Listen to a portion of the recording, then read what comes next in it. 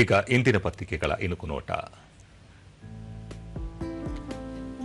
ದೇಶದ ಅತಿದೊಡ್ಡ ಏರ್ಪೋರ್ಟ್ಗೆ ಪ್ರಧಾನಿ ನರೇಂದ್ರ ಮೋದಿ ಚಾಲನೆ. ಉತ್ತರ ಪ್ರದೇಶದ ನೋಯ್ಡಾದಲ್ಲಿ ಜೇವರ್ ಅಂತಾರಾಷ್ಟೀಯ ವಿಮಾನ ನಿಲ್ದಾಣ ಲೋಕಾರ್ಪಣೆ.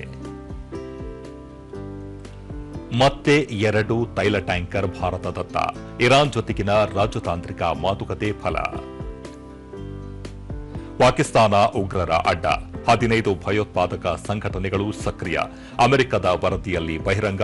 ಭಾರತದ ವಿರುದ್ಧ ಸಂಚು. ಜಮ್ಮು ಕಾಶ್ಮೀರ ಪ್ರಮುಖ ಟಾರ್ಗೆಟ್. 153 ಪೊಲೀಸ್ ಸಿಬ್ಬಂದಿಗೆ ಮುಖ್ಯಮಂತ್ರಿ ಪುರಸ್ಕಾರ. 2025ನೇ ಸಾಲಿನ ಪುರಸ್ಕಾರ ಪ್ರಕಟ. ತವರಿನಲ್ಲಿ ಆರ್ಸಿಬಿ ಶುಭಾರಂಭ. ಬ್ಯಾಟಿಂಗ್ನಲ್ಲಿ ಅಬ್ಬರಿಸಿದ ವಿರಾಟ್ ಕೊಹ್ಲಿ, ದೇವದತ್ ಪಡಿಕ್ಕಲ್, ಡಫಿ ಶಫರ್ಡ್ ಮಾರಕ ಬೌಲಿಂಗ್. ಇವು ಇಂದಿನ ಪತ್ರಿಕೆಗಳ ಪ್ರಮುಖ ಸುದ್ದಿ. ಉಳಿದಂತೆ ತೈಲ ಬೆಲೆ ಏರಿಕೆ ಇಲ್ಲದ ಏಕೈಕ ದೇಶ ಭಾರತ. ಮೋದಿ ಸರ್ಕಾರದಲ್ಲಿ ದೇಶದ ಜನತೆಗೆ ಸಂಪೂರ್ಣ ಭರವಸೆ. ಕೇಂದ್ರ ಗೃಹ ಸಚಿವ ಅಮಿತ್ ಶಾ. ದೇಶದಲ್ಲೇ ಮೊದಲ ಬೃಹತ್ ಮಕ್ಕಳ ಆಸ್ಪತ್ರೆಗೆ ಚಾಲನೆ.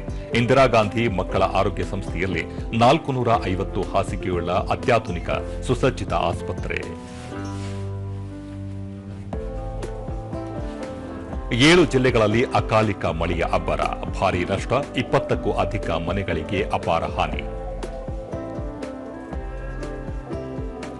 ಸಂಪ್ರದಾಯಬದ್ಧ ಕರಗ ಮಹೋತ್ಸವಕ್ಕೆ ಸಿದ್ಧತೆ. ಯಾವುದೇ ರೀತಿಯ ಸಮಸ್ಯೆ ಆಗದಂತೆ ಕ್ರಮಕ್ಕೆ ಸೂಚನೆ. ಕ್ಯಾಂಡಿಡೇಟ್ಸ್ ಚೆಸ್ ಇಂದಿನಿಂದ ಮಹಿಳಾ ವಿಭಾಗದಲ್ಲಿ ದಿವ್ಯಾ ವೈಶಾಲಿ ಸ್ಪರ್ಧೆ. ಪ್ರಜ್ಞಾನಂದಗೆ ಪ್ರಬಲ ಸವಾಲು.